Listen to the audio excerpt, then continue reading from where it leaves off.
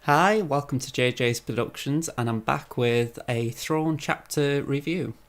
And I've done chapters 2 and 3 in this video, and I'll admit, it was quite intriguing in chapter 2. I say in chapter 2 because it wasn't that chapter 3 became less intriguing, but I'm going to get into it, but I feel like chapter 2 peaked, and then chapter 3 just couldn't keep the peak going, but let's get into it. So, chapter 2 starts off with an internal monologue of sorts by Thrawn. He's basically detailing how he felt when he'd been, he surrendered on the ship. The ship is called... I've got it on my notes here. Strike Fast, there we go. So, he was detailing how he felt when he surrendered on Strike Fast, and that he describes it as how one can be on a predetermined path, a destiny of sorts, and how one little wrinkle in the path can suddenly change the entire destiny. And it does allude to himself, but it also alludes to Eli Vanto. So again, there is interest there. It's very poignant from a person who's just been captured, so it does hold your attention when he speaks, which I like for the fact that he isn't a narrator, but he does narrate, if that makes sense. Again, it's a very interesting narrative technique that is being used, and I do keep getting drawn in by these sections because it's as if Timothy Zahn decides he wants to stay as omniscient as possible, but there are moments when he really wants to focus in on Thrawn. And that really does suit this story so far, because it's a case of, yes, you do want to tell a wide open narrative that focuses primarily on Thrawn and Vanto, but you also want to focus in on Thrawn as well and how he thinks, because I think that was what chapter 1 was missing when you're reflecting on it, that it was all outside perspective, whereas now that you know it's Thrawn, you're actually getting an inside perspective. So the idea is that once the internal monologue is finished of sorts, it basically picks up from where chapter 1 left off, and Thrawn begins detailing what happened from his perspective down on the planet. And it is very good how it's detailed. It's, without going into the actual minutiae of the detail, he breaks it down from his perspective, how he got a pilot's radio and how he then managed to get another V-wing down by putting some filament wire in a tree, I think, and then when he went to the shipwreckage, he swapped the broken radio that he got the first time and replaced it with one that did work, so that then he could use that into later steps of his plan. It was quite brilliant in the sense that he basically used little details that the Empire would overlook. So again, it just shows how tactical Thrawn is. He anticipates mistakes that characters would make. And I think this is something that Eli Vanto across the book will learn. He'll pick up on the little details that Thrawn picks up on, and hopefully it'll make him a stronger character. I'm going to get into Vanto a little bit more as we go along, but if anything, I feel like this was Thrawn's chapter. It was the one where you really get into his head. Even if he isn't narrating, you sort of feel like you're watching Star Wars Rebels, for instance, and he's on the screen, because even though he's a less developed character than in that series, the words still sound like him. It's so Thrawn. So yeah, I'm really drawn in by when he speaks. So the idea is he's detailed all this, and then he does request... he doesn't request. What happens is he's sent to the detention area, essentially, to just while they're working out what to do with him. Then, sometime later, not long, but sometime later, Eli Vanto's assigned to him as a translator.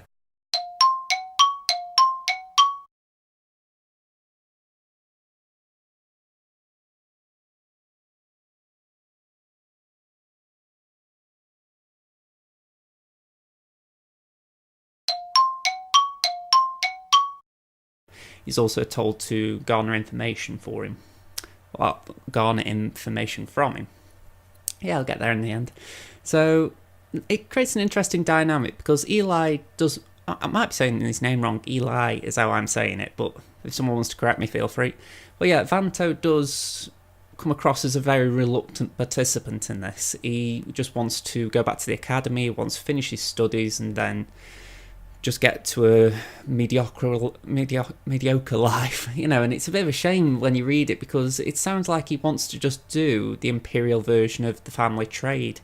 And I can understand the idea of the motivations of the character, yet maybe it's because I'm in knowledge of who Thrawn is, I feel like he could aspire for more. Maybe this is just the idea of his character, that he's not ambitious, or he doesn't want to show ambition. It's a very strange thing to balance, but yeah, it's a little bit strange to witness, put it like that. So as we sort of have a conversation between Thrawn and Vanto, Thrawn does show a little bit of the characteristics we see in the TV shows, where he's basically dissecting what's in front of him. And Vanto does actually say, "Why are you so interested in me? What about all the other people?" And he says, "Well, to be honest, you're the one who determines my survival." And it's interesting how Vanto underestimates that, because even though what happens next isn't really at the influence of Eli Vanto, the later steps most likely will be. So well, let's get on to the next bit, just because that way I can explain what I mean. So the idea is that they determine that they're going to take him to Emperor Palpatine. And it does create a very tense scene. It starts in Chapter 2 and concludes in Chapter 3. And the idea is that Captain Stark presents him to the Emperor, and the impression is that Thrawn isn't convinced that Stark is going to sell him how he wants. So what goes ahead is that Thrawn basically just interrupts and says, all right, this is what I can offer you. And it comes across quite, again, it's very much like Thrawn, in the sense that it's a very confident character. This is the most powerful man in the galaxy approaching, yet he's talking to him with respect, but also with the confidence of someone who knows what he's doing. And the Emperor as a character, we know who the Emperor is, so it does, again, add to what we know when we're reading it. But the Emperor does come across as being patient enough to listen. I mean, it doesn't strike you as he's got lightning on the tips of his fingers and he's just suddenly going to strike the moment he doesn't agree with something. If anything, it does remind me of the idea everything is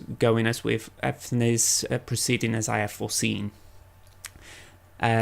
Just the idea that, yes, he's got all this, he's worked this all out already. All he's doing is hearing what Thrawn's got to say. So as far as developing the Emperor's character, or at least keeping consistency with it, they did a great job there, because I think if you get the Emperor wrong in Chapter 2, you've got a problem, and I feel like that was quite well done.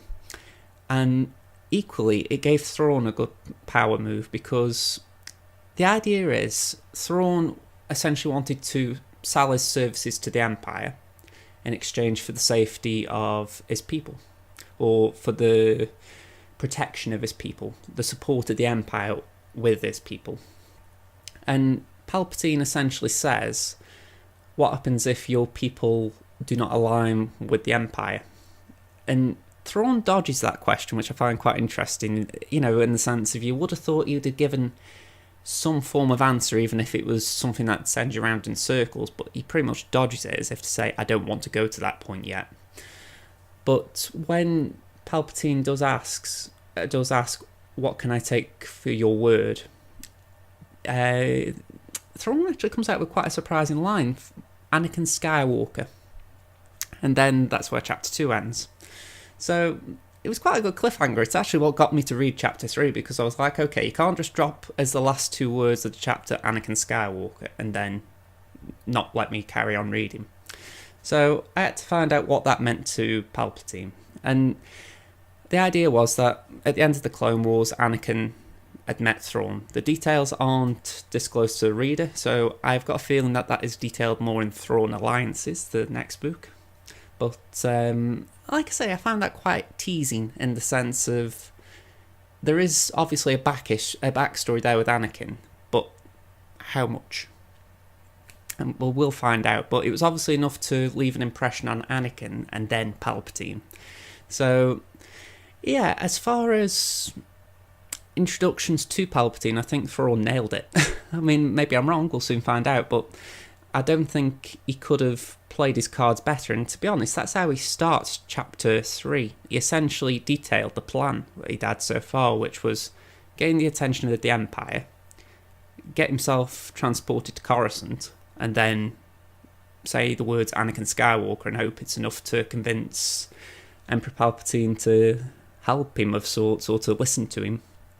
So, as far as the strategy, Thrawn nailed it again. So, the idea of this character is the master strategian. I don't know. He's a brilliant strategist. And I'll admit, that is what has drawn me to this book, because I wanted to see how a character can be portrayed that way without it sort of seeming like everything around him is a deus ex machina, in the sense of I don't want to feel like the world has been convenient to Thrawn. So far I'm quite well drawn in, because with Anakin Skywalker, for instance, there is no way the viewer could predict that, but also it leaves a story to be told, which, again, I'm assuming it's in Thrawn alliances, but it might be hinted at a little bit in this one. I don't know, obviously. So I'm curious to carry on and see if anything is alluded to, because Thrawn himself doesn't say he won't allude to it. Eli Vanto does say to him what happened with General Skywalker, and Thrawn says that's for another time. So again, I get the feeling that that might be hinting at a second book, but maybe there's a hint in this one, because the chances are if it wasn't the sequel, it'd be more about Thrawn and Vader rather than Thrawn and Anakin. But again, I could be wrong. So Chapter 3 does dip a bit after that. It's not necessarily bad, but it goes into a dissection of essentially the class system, in that Thrawn and Vanto are going to the what is it called? The Royal Imperial Academy. And essentially, Imperial Academies on other worlds, they have the prejudices. Yet, here it's going to be worse, because on other worlds, Imperials would be prejudiced against aliens. Whereas on Coruscant, an inner world planet, they're also prejudiced against people from the Outer Rim. So Eli's going to be targeted, and so is Thrawn. So Thrawn takes this in. There's a bit of, I wouldn't say it was humour, but it was like Thrawn not being 100%, or at least not showing he is 100% familiar with idioms. It does create a bit of familiarity between the two characters, a growing relationship. But besides that, the chapter really concludes with the idea of Thrawn saying, okay, you don't want this role with me, you don't want to be my translator, so lean into that, gain the trust of your fellow cadets, and then we'll take it from there. So it is essentially, because I did leave one detail out there, upon arrival at the academy, Thrawn was promoted to lieutenant, so he's already ahead of the cadets there. So immediately there is going to be a challenge, there is going to be conflict with Thrawn. The cadets are not going to like him. So it does beg the question what will happen in Chapter 4 or beyond that challenges Thrawn and his status there, because I don't think any challenge will usurp him. Just based on the blurb, I think he'll shine through and proceed on. But I am quite curious what will happen. So yeah, that's about it. I would say Chapter 2 was the stronger chapter, because I feel like it was leading somewhere, whereas Chapter 3, it was sort of setting up more chapters. So by all means, it wasn't, neither chapter was bad, Chapter 2 was better, but Chapter 3 wasn't bad, because I did like that with the class system. I just think, okay, I think if I'd have read a Chapter 4 and a 5, I would have probably glossed over 3 a lot more. So that's sort of where I am as far as those two go. So the aim is for the next video, I'm going to try and do Chapter 4. I didn't get to read this until today when I'm recording it. So I've read 2 chapters just to get this video out. I'm hoping I can read quite a few more before the next video. It's been a busy week, that's why I haven't done more. But yeah, that's the main aim. Get a couple of chapters read and then I can hopefully do a more in-depth review for those. So, if you enjoyed this video, please leave it a like. If you didn't like it and you have to leave a dislike, I'd ask you to just leave a comment and say what you didn't like. Only because this is a fledgling series and I'm trying to improve it as I go along. So if there is something you don't like, either in what I'm saying, how I'm presenting it, just leave a comment and tell me how I can improve. So, you know, after that I don't care if you have to hit the dislike because that's just you being you. But yeah, if you haven't already, subscribe to the channel and go and say I am a Star Wars YouTuber as much as I am a gamer or football YouTuber, so if you could hit the subscribe button, I appreciate that. Other than that, thank you very much for watching. This has been Josh from JJ's Productions, and until next time, bye for now everyone.